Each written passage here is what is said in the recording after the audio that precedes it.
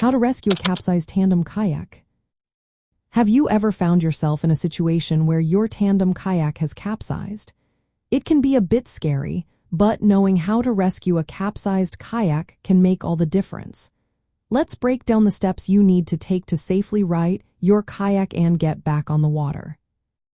First, after capsizing, both paddlers should stay calm and hold onto the kayak and their paddles. The person in the water, often called the swimmer, should perform a wet exit.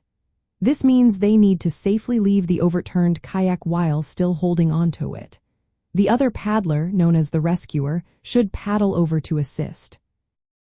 Next, the rescuer should approach the front of the capsized kayak and position their kayak perpendicular to it, forming a T shape. This positioning is important as it provides stability and leverage for the rescue.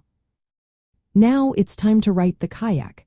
The swimmer should move to the back of the capsized kayak and push down hard to help flip it upright.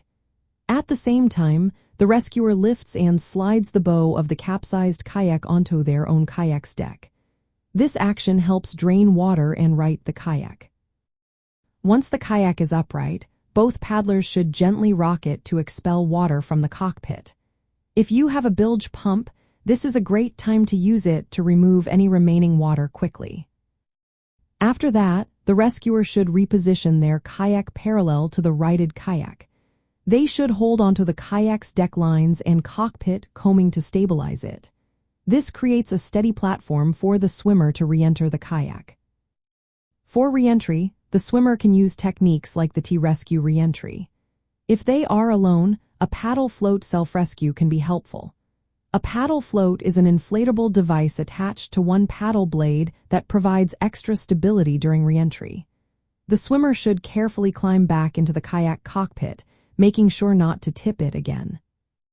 Finally, once both paddlers are back in the kayak, it is important to use a bilge pump to remove any remaining water from the cockpit. Secure your paddles and gear, and then you can continue your adventure on the water. Before heading out, always wear a properly fitted personal flotation device. It is also wise to practice these rescue techniques in calm, controlled environments before venturing into open water. Carry essential rescue gear like a paddle float and bilge pump, especially when kayaking in remote campgrounds or parks. Inform park rangers or campground staff of your kayaking plans and expected return times for added safety. Lastly, be aware of water conditions and weather forecasts to ensure a safe and enjoyable experience.